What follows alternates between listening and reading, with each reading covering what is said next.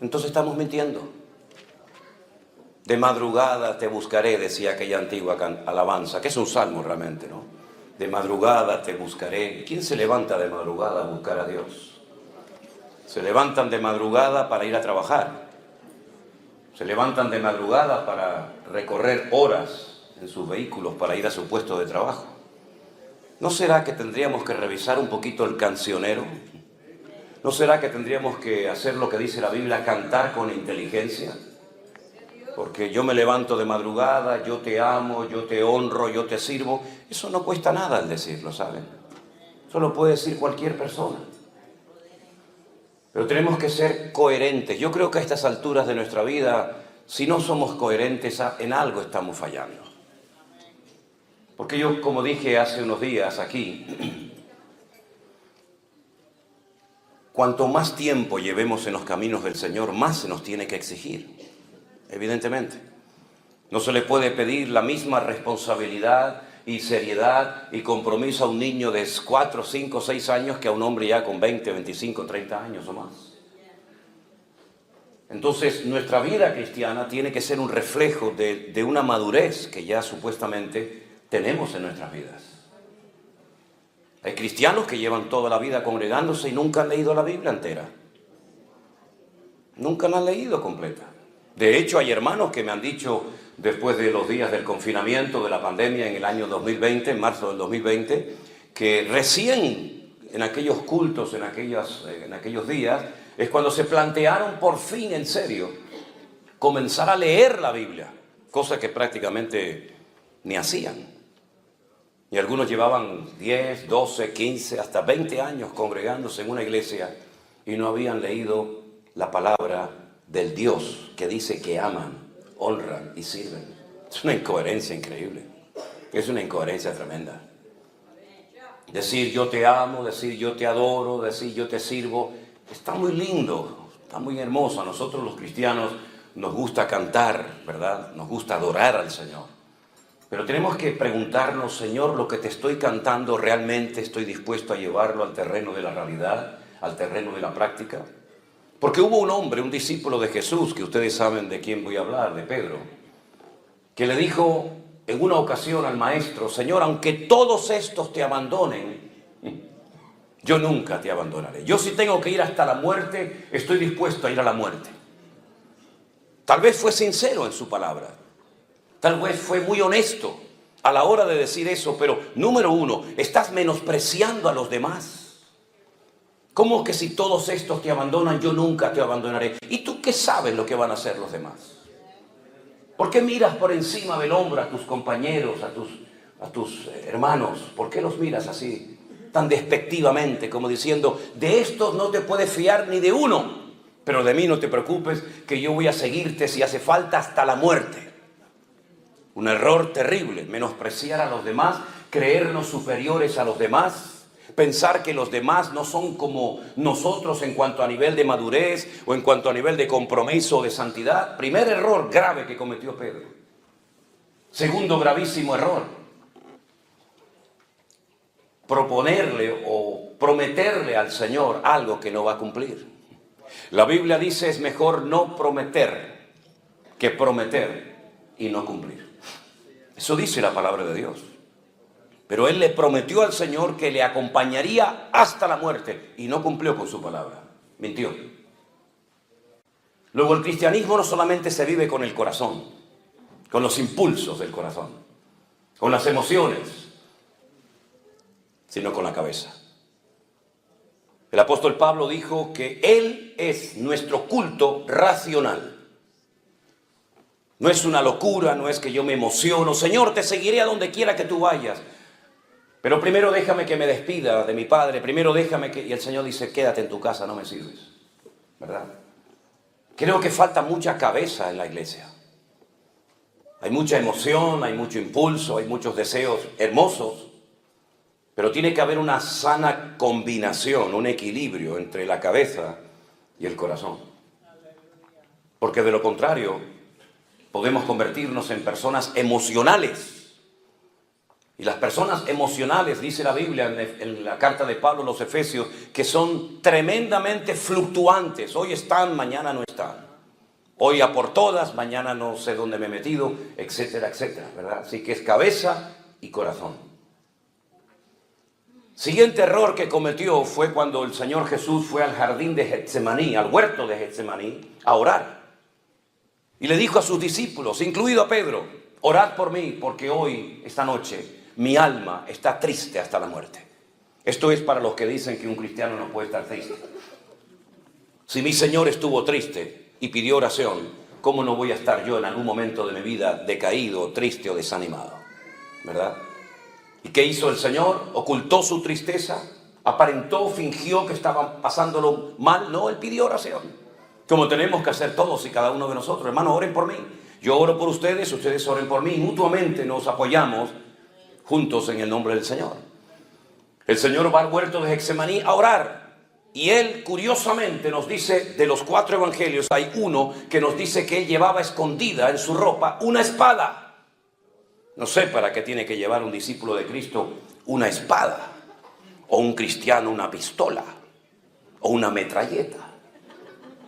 ¿Será que esa promesa de que el ángel del Señor acampa alrededor de nosotros y nos defiende no es suficiente? Entonces dice la Escritura que cuando vinieron a prender al maestro, Pedro sacó la espada y dice que le cortó la oreja al siervo del centurión. ¿Cómo tenía que sangrar y gritar aquel muchacho en plena oscuridad, verdad? Cortarte una oreja tiene que ser algo terrible. Pero yo tengo una opinión personal, no es Biblia, pero tengo mi opinión personal. Yo creo que realmente lo que Pedro quiso hacer es cortarle la cabeza. Pero aquel muchacho tuvo reflejos y la movió y solamente le cortó la oreja, pero probablemente lo hubiera matado esa noche. Y el Señor Jesús no lo felicitó como en otras ocasiones, sino que le dijo, guarda tu espada porque el que a espada mata, a espada muere. Yo no necesito que usted me defienda, así que guarda tu espada. Un grave error de Pedro, aparte de los que ya he mencionado, es defender al Señor con armas carnales.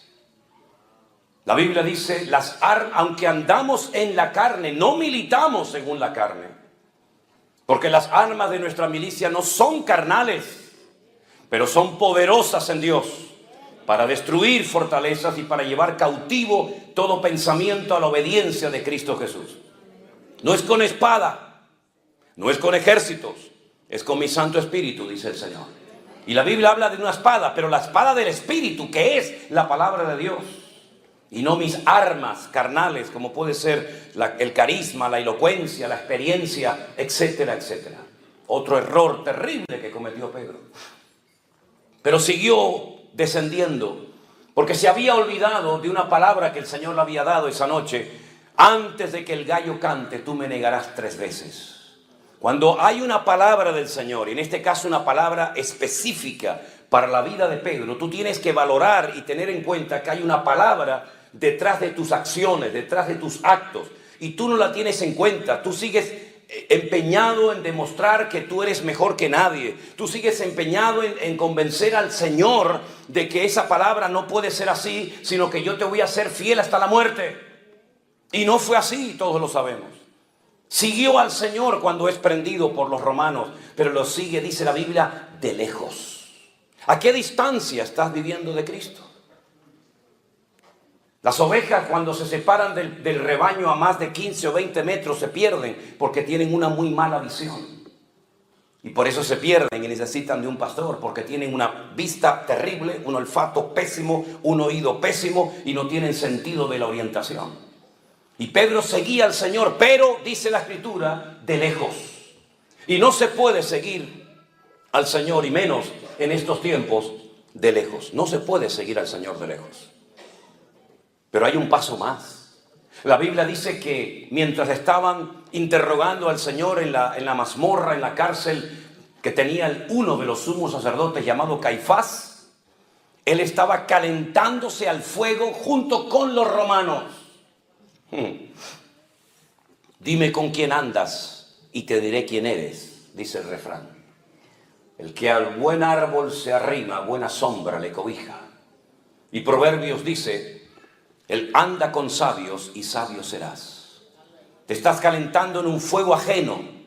Ya tu corazón no arde con el fuego del Señor, sino con un fuego ajeno. ¿Qué conversaciones? ¿Qué bromas? ¿Qué cosas estaban hablando ahí? No es tu lugar, tú no tienes por qué estar ahí, no vas a tener fuerza para poder soportar la presión que te va a venir encima. Dice la Biblia que las malas, escuche bien esto, las malas conversaciones corrompen las buenas costumbres. Y Pedro estaba en medio de un ambiente que no era el idóneo, no estaba alimentando su fe. No estaba cerca del Señor, estaba con los romanos calentándose en fuego ajeno. Y entonces, después de estas debilidades, detrás de estos pasos terribles que fue dando progresivamente, apareció en la escena una muchacha que se le queda mirando y le dice a los romanos: oigan, este también es uno de ellos. Y Pedro dice: te equivocas, yo no soy ninguno de ellos. Sí, tú eres uno de ellos. Yo te vi caminando con Jesús y con el resto de sus discípulos. Y negó, y al momento, dice la Biblia, que el gallo cantó. Y entonces es cuando en ese momento sale el Señor de la cárcel, se le queda mirando fijamente. Se cruzan las miradas de Pedro y del maestro, y sin palabras, dice la Biblia, que fue quebrantado y salió de allí llorando amargamente. Acababa de cometer el peor pecado que puede cometer un creyente, que es renegar de su fe en Cristo. No tener el valor para confesarlo públicamente, es decir, esto se llama apostatar. Apostatar de la fe. Negar a un Señor, negar una fe, negar un modelo, un estilo de vida, porque no quieres que te reconozcan como uno de sus discípulos. Y entonces dice que se fue y lloró amargamente. No fue a la cruz con el Señor, no estuvo al pie de la cruz, como por ejemplo estuvo Juan y su madre y María Magdalena y otras mujeres, sino que se marchó a llorar. Pero las lágrimas no sirven para nada si no hay un verdadero y genuino cambio en tu corazón. Hay gente que llora porque ha destrozado su vida. Hay gente que llora porque ha perdido su matrimonio. Hay gente que llora porque ha perdido un hijo. Hay gente que llora porque saben que están haciendo algo incorrecto ante los ojos de Dios, pero no hay cambios. Y no es suficiente con llorar, no es suficiente con reconocer, hace falta un arrepentimiento genuino y hace falta una conversión genuina y un compromiso genuino con el Señor.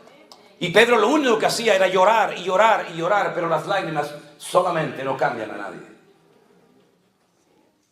La historia dice que se llevaron al maestro y efectivamente lo crucificaron, lo colgaron en un madero. Y allí estuvo desde las 7 de la mañana, cuando se hacía el primer sacrificio de la mañana en el templo de Jerusalén, que se llamaba Shacharit, y estuvo hasta las 3 de la tarde, colgado en aquel madero, hasta la hora del sacrificio de la tarde, que se llamaba Minjá. Y a las 3 de la tarde el Señor Jesús encomienda su espíritu al Padre y termina muriendo en aquella cruz. ¿Apareció Pedro por allí? ¿Fue por la cruz a pedir perdón al Señor, al Maestro? No apareció. ¿Dónde estaba? Ni tú ni yo lo sabemos. Ni nadie te lo puede decir. Pasaron 72 horas y los discípulos pensaron que ya se les había venido el mundo encima. Ya el Maestro está muerto. Ahora volver atrás, volver a nuestras casas, a nuestros trabajos, a nuestras amistades y familiares, y reconocer públicamente que nos equivocamos de Mesías, que seguimos al hombre equivocado, que lo dejamos todo por él, pero resulta que ahora lo han matado y no se ha restaurado el reino, la monarquía, como ellos creían que se iba a hacer. Para ellos era muy duro. No se atrevieron a ir ese primer día allí a Capernaum o a Tiberias o a Galilea, sino que se encerraron en una casa y dice que estaban muertos de miedo, porque en cualquier momento los romanos podían venir a prenderlos a ellos también y crucificarlos como a su maestro. A las 72 horas una mujer muy conocida por ellos, una mujer que había sido liberada de 7 demonios, una mujer que la conocemos como María Magdalena, porque era de una localidad muy conocida en aquella época llamada Magdala, que era el puerto al que se llevaba el pescado para echarle sal, y de ahí salían rumbo al Mediterráneo para llevar ese pescado a Roma. Esa mujer resulta de que fue la primera en ir al sepulcro, porque ella era tal vez una de las pocas personas que se acordaba de que el maestro había dicho antes de ser crucificado: yo resucitaré al tercer día. Destruid este templo y lo reedificaré en 3 días. Y se reían de él y le decían: 40 años tardó Herodes en reedificar este templo, y tú dices que lo vas a destruir y en 3 días lo reedifica. Pero dice la escritura, pero él hablaba del templo de su cuerpo. Juan no fue al sepulcro a los 3 días, no fue tampoco Pedro, no fue Santiago, no fue Bartolomé, no fue Felipe, no fue Tomás. Fue una mujer acompañada seguramente de otras, y cuando llega al sepulcro se da cuenta de que la tumba está abierta y vacía, y comienza a llorar, y comienza a llorar. Probablemente le pasó por la mente: han profanado la tumba, se han llevado el cuerpo de mi Señor. Y entonces encuentra a alguien que le dice: dime dónde lo han llevado, que yo me lo llevo. Es increíble, ¿verdad? Y en ese momento oye una voz que le dice: María. Y ella reconoce, porque las buenas ovejas reconocen la voz de su pastor. Y le dice: no sigas llorando, María, no busques entre los muertos al que vive, porque ha resucitado. Y ella va corriendo a esa habitación, a ese aposento alto, a esa casa, donde los discípulos están muertos de miedo, llorando, temblando, porque piensan que también sus vidas van a morir en cualquier momento. Y cuando llega les dice: el maestro está vivo, lo he visto, he hablado con él, está vivo. Y le dicen: ¿cómo que está vivo? Salen corriendo al sepulcro, y dice la Biblia que Juan llegó primero, pero no entró. Y después llegó Pedro, y dice: entró, vio y creyó. Y vio una tumba vacía. Vio el sudario bien puesto, bien colocado en la tumba, lo cual significa, cuando un comensal, cuando una persona estaba comiendo y por ejemplo tenía que ausentarse para atender a alguien o ir al baño o lo que fuera, si iba a volver, dejaba bien doblada la servilleta. Y eso significaba para los esclavos, cuando pasaban y veían, por ejemplo, todo así bien colocadito en la mesa, significa que el Señor, la persona que está comiendo en ese lugar, va a volver otra vez. Pero si lo hacía así, lo arrugaba y lo tiraba así en la mesa, déjenlo ahí, no se preocupen, significa: ya terminé, no voy a volver más, no quiero comer más. Y cuando el Señor Jesucristo resucitó, dice que el sudario y todo lo que le habían colocado alrededor de su cabeza y de su cuerpo estaba bien doblado, bien colocado en su sitio, lo cual significa: volveré otra vez. Y por eso entró, vio y creyó, dice la Biblia. Y la tumba estaba vacía y pudieron entrar porque aquella roca enorme que rodaba y quedaba herméticamente cerrado el sepulcro estaba rodada. Pero como he dicho en muchas ocasiones, la piedra no se movió para que pudiera salir el Señor. La piedra se movió para que ustedes que no creen puedan entrar y ver que la tumba está vacía. ¡Aleluya! ¡Gloria a Dios! Y entonces, él creyó, pero aún no le ha visto. Pero es que María Magdalena no solamente había hablado con el maestro, sino que había recibido un mandato. Y le dijo, escuchen bien esto, porque esto es para mí tremendamente interesante. Le dice María Magdalena, el Señor le dice a María Magdalena: vete a mis discípulos y diles que vayan a Galilea, que allí me encontraré con ellos, y a Pedro. Dice: dile a mis discípulos, y a Pedro, que vayan a Galilea. ¿Por qué dice discípulos y aparte pone a Pedro? Porque tú dijiste públicamente, delante de muchos testigos, y en la Biblia con que hubiera 2 testigos, máximo 3 ya era suficiente. Y tú dijiste delante de muchos testigos que tú no me conocías, que tú no querías saber nada conmigo, que tú no te identificabas conmigo, por lo tanto ya no eres un discípulo. Pero díganle también a Pedro que suba. Le hubiéramos dicho nosotros al Señor, a Pedro, si hubiéramos sido el maestro: sube también tú a Galilea. O le hubiéramos dicho: mira, ¿tú para qué vas a subir? Si en el momento más necesario de mi vida no apareciste. ¿Cómo puedo confiar en un hombre que me promete una serie de cosas y luego no las cumple? Yo no me fío de ti, yo no puedo darte otra vez otra oportunidad, porque tú has fallado a todo lo que has dicho. No has acertado ni una, querido. Pero sin embargo el Señor en la Biblia nos enseña que no solamente salva y libera y sana, sino que también el Señor de la Biblia es un Dios que restaura a la gente que ha caído y tropezado. Y entonces Pedro necesitaba ser restaurado. Pero ¿cómo va a ser restaurado un hombre que acaba de negar hace 72 horas al Maestro? Vamos a verlo en la Biblia. Algunos decían, hoy no va a leer la Biblia el pastor. Sí, pasa que esto es una introducción a lo que voy a predicar ahora, para situarnos, ¿no? En el último capítulo del Evangelio de Juan, si ustedes leen el Evangelio según San Juan, es diferente totalmente al de Mateo, Marcos y Lucas. Se estudia aparte en las escuelas bíblicas, se estudia aparte porque es un evangelio completamente diferente, la estructura gramatical, el estilo, etc. Y en el último capítulo aparece algo que solamente lo cuenta Juan. Ni Mateo, ni Marcos, ni Lucas contaron lo que allí estaba a punto de suceder.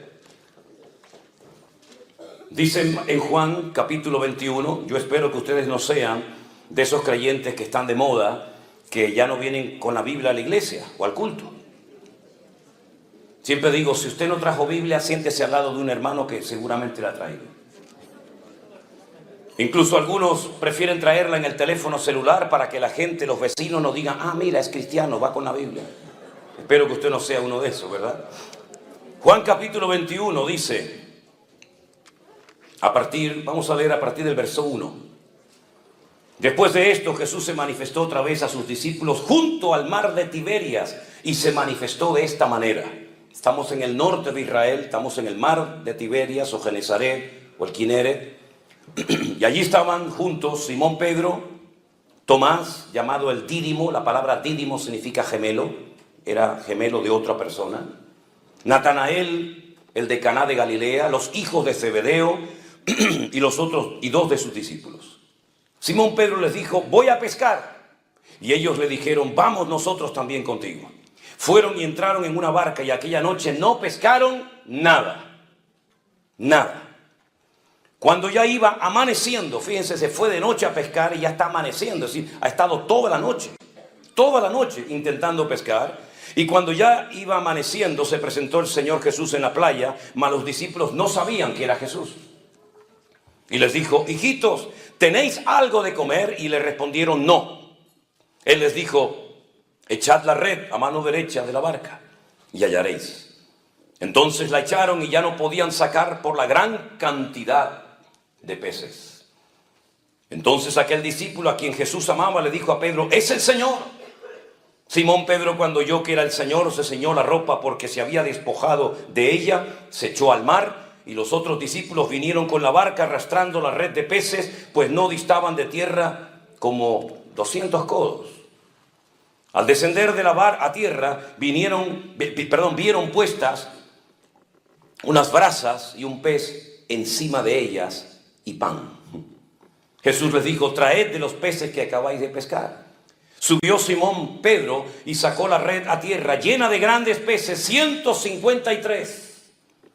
Y aún siendo tantos, la red no se rompió. Jesús les dijo, venid y comed. Y ninguno de los discípulos se atrevía a preguntarle, ¿tú quién eres? Sabiendo que era el Señor. Vino pues Jesús y tomó el pan y les dio y asimismo del pescado.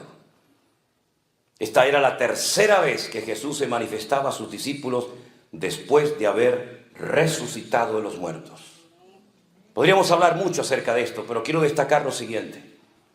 Días atrás el Señor le había pedido a Pedro, a Jacobo y a Juan que fueran con él al huerto de Getsemaní a orar junto con él, ¿se acuerdan? ¿Y qué pasó?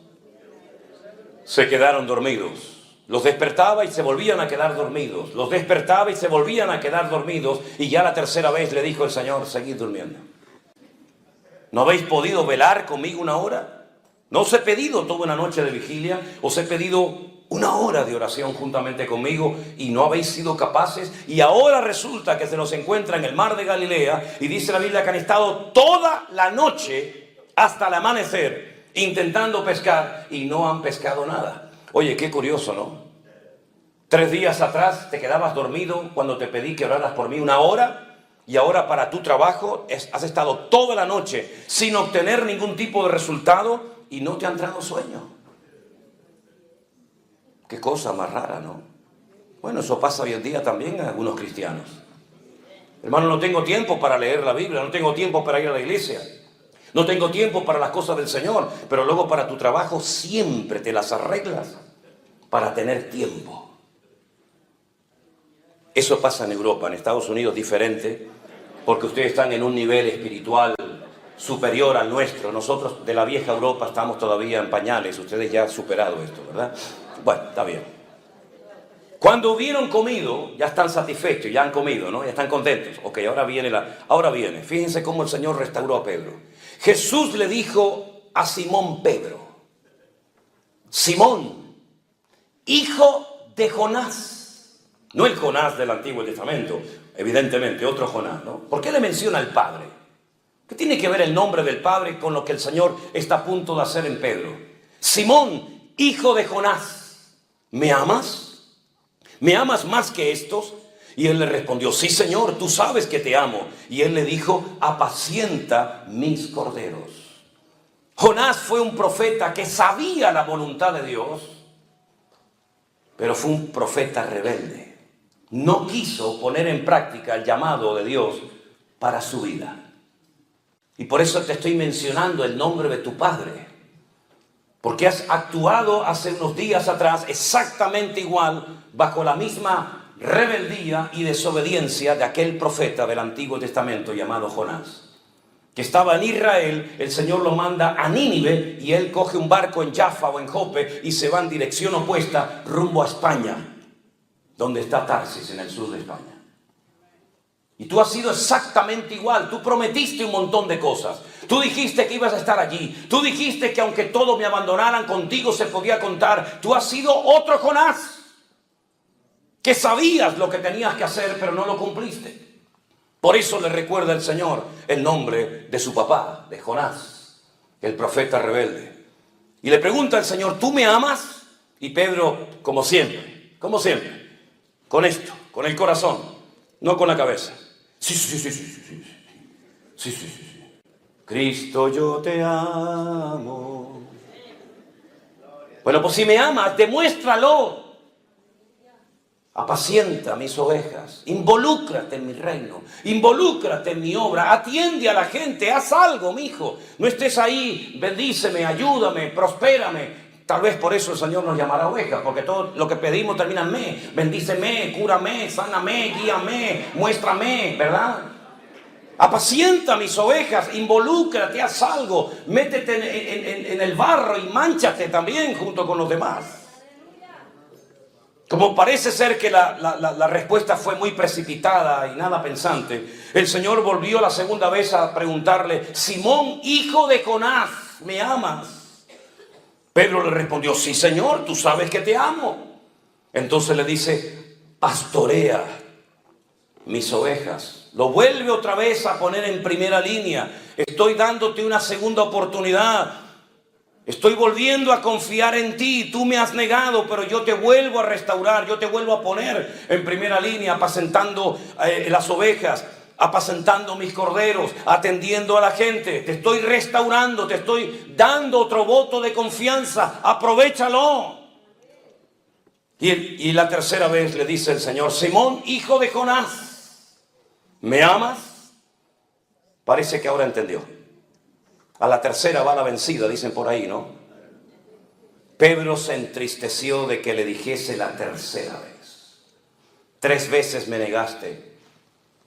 3 veces tendrás que confesar públicamente delante de estos testigos que tú me amas. Señor, tú lo sabes todo. Tú sabes que yo te amo. Jesús le dijo, pues, apacienta mis ovejas. El Nuevo Testamento se escribió en griego. Y en el griego, como bien saben ustedes, hay varias palabras para hacer referencia al amor. No es como en nuestros idiomas, que hay una y ya está. Y por el contexto tienes que interpretar a qué tipo de amor estamos haciendo referencia. En el griego no. En el griego, igual que en el hebreo, hay palabras concretas y específicas para que la gente no malinterprete el mensaje. Está la palabra eros, está la palabra fileo y está la palabra ágape. Las tres hablan de amor, pero de distintos amores. El amor ágape, para más información, lo pueden encontrar descrito perfectamente por la pluma de Pablo en 1 Corintios capítulo 13. El amor nunca deja de ser, todo lo cree, todo lo soporta, todo lo espera, ¿verdad? No se irrita, no guarda rencor, no busca lo suyo. Ese es el amor ágape. Y el Señor le está diciendo en el texto griego, le dice: Pedro, ¿tú me agapeas? Y Pedro le responde: Señor, yo te fileo. Eso no se puede ver en ningún otro idioma más que en el texto original. Si yo te estoy pidiendo este nivel de amor y tú me estás bajando el listón y me dices te amo, pero no como yo te amé a ti, sino como tú crees que me puede llegar a mí, y a mí no me sirve con ese amor tan bajo que tú me estás diciendo tener por mí. El amor, si es verdaderamente auténtico y un amor ágape como el de Dios, es un amor que está dispuesto a sufrir, está dispuesto a pasar desapercibido por amor a la otra persona. Está dispuesto a darle una oportunidad a la persona que te ha ofendido. Por eso yo creo que el gran pecado de la iglesia no es que ha caído en falsas doctrinas, que también, por cierto. El gran pecado de la iglesia no son las divisiones internas que nos han caracterizado durante años, que las hay también. El gran pecado de la iglesia y de todos nosotros es que no amamos a Dios como lo deberíamos de amar. Somos capaces de estar una hora cantando y repitiendo lo mismo, pero en el fondo realmente amamos a Dios por encima de padre, de madre, de dinero, de trabajo, de nuestra propia vida. Amamos realmente a Dios. Cuando le preguntaron al Señor cuál es el mayor y principal mandamiento, podía haber citado cualquiera. Hay 613 mandamientos en la ley de Moisés. Y él dijo: el principal mandamiento de todos es este: escucha, Israel, el Señor nuestro Dios uno es. Y amarás al Señor tu Dios con toda tu alma, con todas tus fuerzas y con todo tu corazón. Y estas son las primeras palabras que aprende un niño de labios de su propio padre. Y las repiten por la mañana, y las repiten por la tarde, y las repiten por la noche, todos los días de su vida. Shema Israel, Adonai Eloheinu, Adonai Echad. Ve'ahavta Adonai Elohecha bechol levavecha, uchol nafecha, uchol meodecha. Todos los días repiten esto. Amar a Dios, amar a Dios, amar a Dios, amar a Dios. Amar a Dios con todas las fuerzas. ¿Qué significa? Que tengo que apretar así todos mis músculos para decir te amo, te amo. No, es con todos mis recursos. Eso significa con todas mis fuerzas. Amar a Dios con todas las fuerzas significa que Él es lo primero en mi vida. Primero que mi padre, que mi madre, que mi hijo. Ahora pueden entender cuando aquel le dijo: bueno, yo te seguiré, pero deja que primero entierre a mi padre. Los hijos no podían salir de la casa paterna hasta que el viejo muriera, porque si no quedaban automáticamente desheredados. Era una falta de respeto que un hijo saliera de la cobertura del padre hasta que el padre no le diera permiso, hasta que el padre muriera. ¿Cuánto podía durar el hombre? 10 años, 20 años, 40, no sé cuánto. Pero el Señor le dijo: no me sirves, porque si pones primero a tu padre, o a tu madre, o a tu trabajo, o a lo que sea, no eres digno de ser mi discípulo. Porque amarás al Señor por encima de todo y de todos. Ahora entendemos la repercusión de la vida, el impacto en el mundo espiritual que tuvo Abraham cuando el Señor le dijo: sal de tu tierra y sal de tu parentela. Hizo todo lo contrario a aquel que dijo: deja que primero entierre a mi padre. Deja que primero me despida de mi familia. Deja que quede bien con ellos y le explique a lo que me voy a dedicar y tratar de llevarme bien con ellos. Y cuando yo tenga el problema social o familiar resuelto, entonces te sigo. No hay condiciones cuando Dios nos llama. Es sí o sí, todo o nada. O entras o sales, no hay medias tintas. O siembras o esparramas. No hay condiciones a la hora de obedecer al Señor. Por eso hoy vuelvo a repetir: amamos realmente al Señor. Yo creo que en lo más profundo de nuestro corazón no somos conscientes de lo que significa yo amo a Dios. Amar a Dios es mucho más que leer la Biblia. Amar a Dios es mucho más que dar una ofrenda en un culto. Amar a Dios es mucho más que hablar en lenguas o levantar las manos o pagar diezmos y ofrendas o primicias y todo eso que se han inventado algunos por ahí. Amar a Dios es mucho más que cantar unas alabanzas un domingo a la mañana o un jueves a la tarde. Amar a Dios significa que ya no vivo yo, mas vive Cristo en mí. Y si tengo que dejar a mi trabajo, y tengo que dejar mi vida misma para servir al Señor, estoy dispuesto a hacerlo. Y por eso el Señor está diciendo, ¿tú me amas o no me amas? ¿Entiendes lo que te estoy preguntando? ¿Entiendes la repercusión, el alcance y la profundidad del llamado y de lo que te estoy preguntando? Así que si me has respondido, sí Señor, tú lo sabes todo, tú sabes que te amo, sí, pues agárrate a lo que te voy a decir ahora. Te voy a dar una profecía, ya te la di en su momento y no la creíste.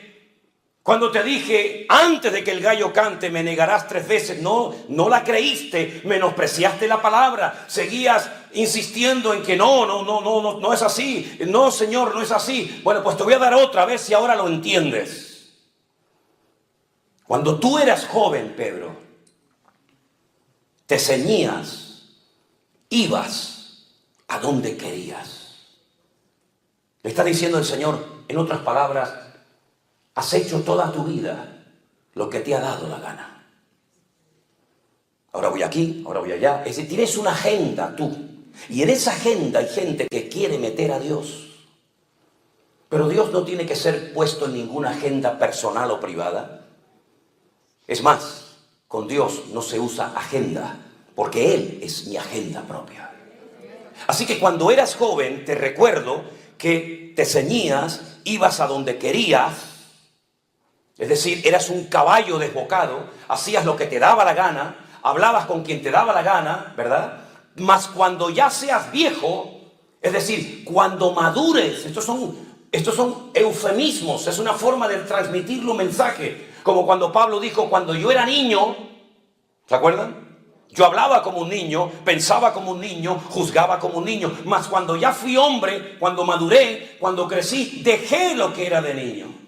Así es que hay una etapa en tu vida de infantilismo, hay una etapa en tu vida de rebelión, hay una etapa en tu vida que te identificas con Jonás, el profeta rebelde y desobediente. Todo eso tienes que dejarlo atrás, porque cuando crezcas, ¿qué significa? Cuando seas viejo, cuando madures, Pedro, extenderás tus manos y te ceñirá otro y te llevará a donde tú no quieras. Fíjate tú lo que le está diciendo. Aun cuando seas viejo, todavía tu voluntad será tu peor enemigo, Pedro.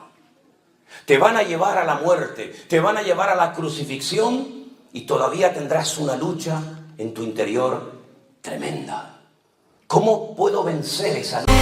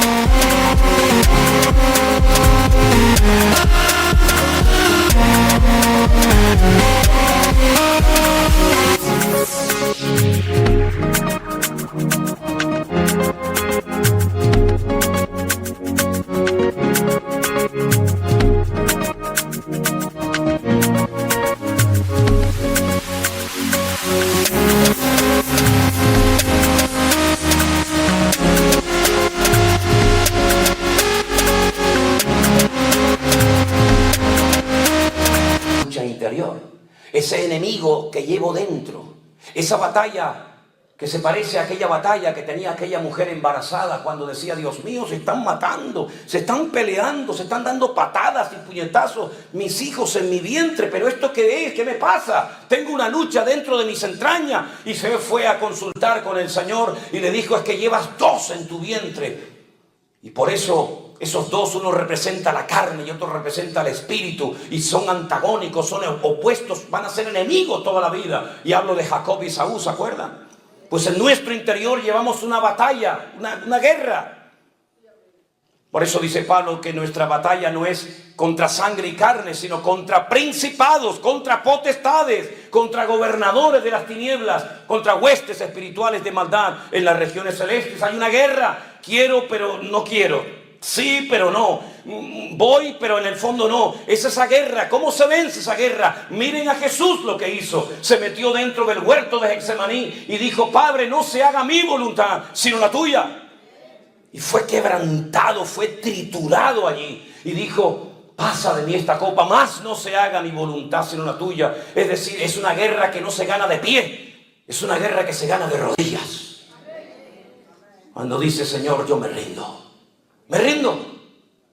No sé nada, no puedo nada, no entiendo nada. Yo me rindo a ti. Es entonces cuando el Señor dice: ahora has entendido. Y cuanto antes lo entiendas, mucho mejor para ti y para los tuyos.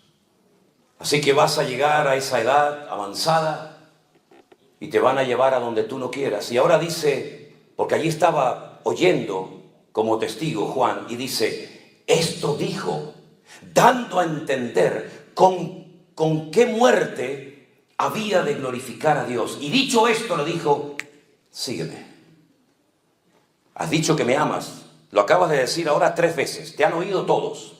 Tú sabes que te amo, tú sabes que te amo, Señor. Tú sabes que te amo más que a la pesca, más que a mi familia, más que a la red, más que a la barca. Te amo. ¿Me amas? Muy bien, perfecto. Te pones a trabajar desde ahora mismo. Porque yo te saqué de ese trabajo para convertirte y prepararte y capacitarte para que fueras pescador de almas. Y has vuelto otra vez atrás. Te saqué de ahí y te vuelves otra vez atrás. Y en ese acto de desobediencia has arrastrado a Tomás, a Juan, a Santiago y a otros. Así que sal de ahí, sígueme.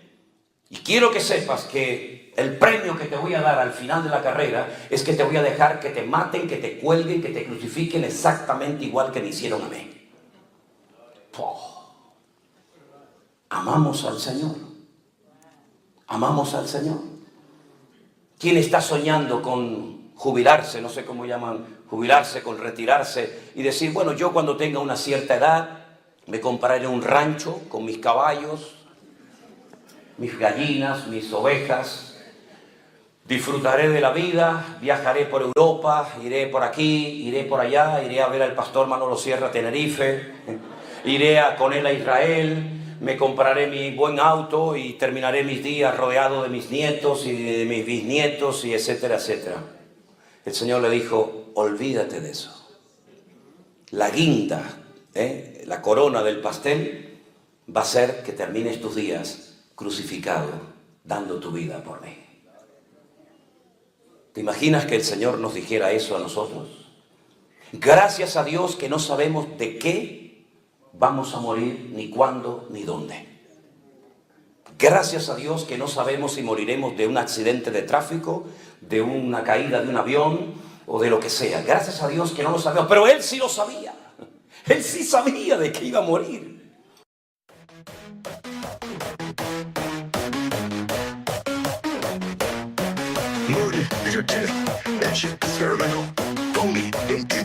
Too scared to pass, running on empty, lost in your games. My heart was breaking, yet I took the blame. But something woke up deep in my soul, a quiet whisper that took control. Learned to stand, to hold my own, say goodbye to things I know. Oh, the power I know, it set me free.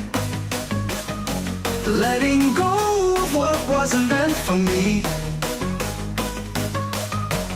Found my voice, my strength, my own way to grow. Oh, there's beauty in the power of no.